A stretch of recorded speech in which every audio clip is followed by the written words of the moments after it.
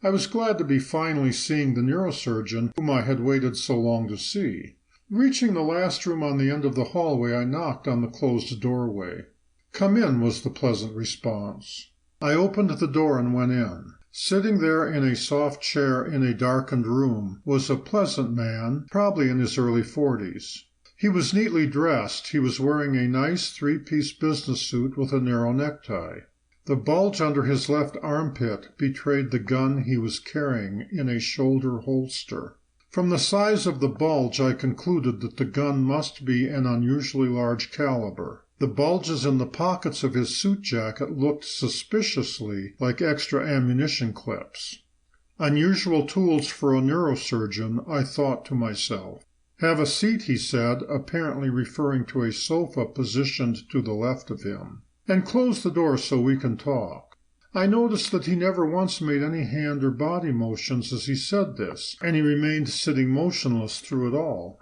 I found it odd that he was obviously unwilling to rise up out of his chair to greet me. Yet his unwillingness didn't seem directed at me. Rather, it seemed as though he was just used to living in an environment where nobody greeted each other or reached out to touch each other.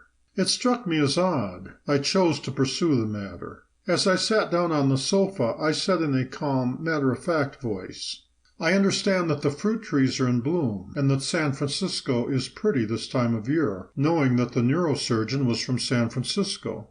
"I don't know," he answered. "The cherry blossoms weren't open yet last week in Washington, D.C. Maybe they're open now in San Francisco." I was stunned. The gun, the lack of immediate knowledge of San Francisco. The conclusion was inescapable. Whomever I was talking to, it certainly wasn't the base neurosurgeon. I interpreted his pleasant smile to mean that he expected this happy charade to continue.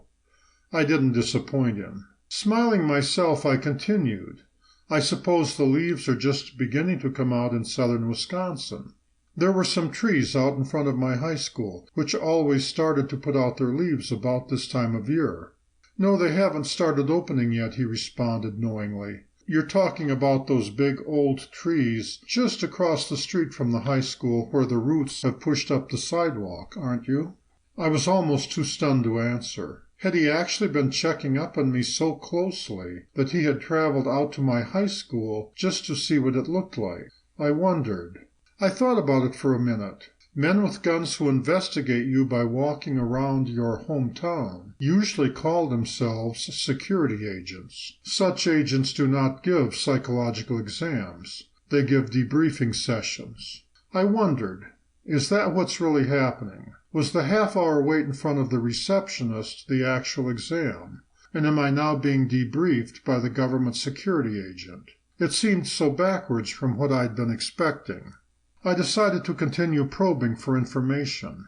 His pleasant smile betrayed his belief that all of the security bases were still covered. I let him think so. There was no point, I decided, in upsetting him. I smiled pleasantly myself, and speaking calmly and clearly, I continued my probing. Turning to him, I said pleasantly, "I see the lights are turned off. Do you want me to ask the receptionist to turn them on?"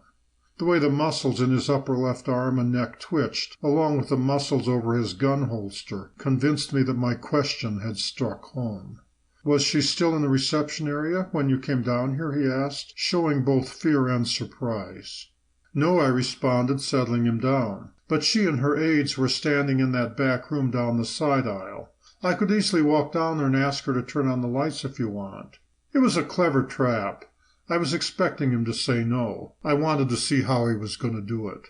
Sitting calmly, almost motionless, and speaking in a smooth and well-controlled voice, he responded, "No, never disturb them. They always want to be alone. We should just stay sitting here and let them be alone. If they want to talk to us, they'll come to us." His response really took me off guard. He clearly believed that he and I formed one group, and that the receptionist and her two aides formed another. Why does he believe that he and I are of a kind, and that the receptionist and her two security aides form a different kind, I wondered.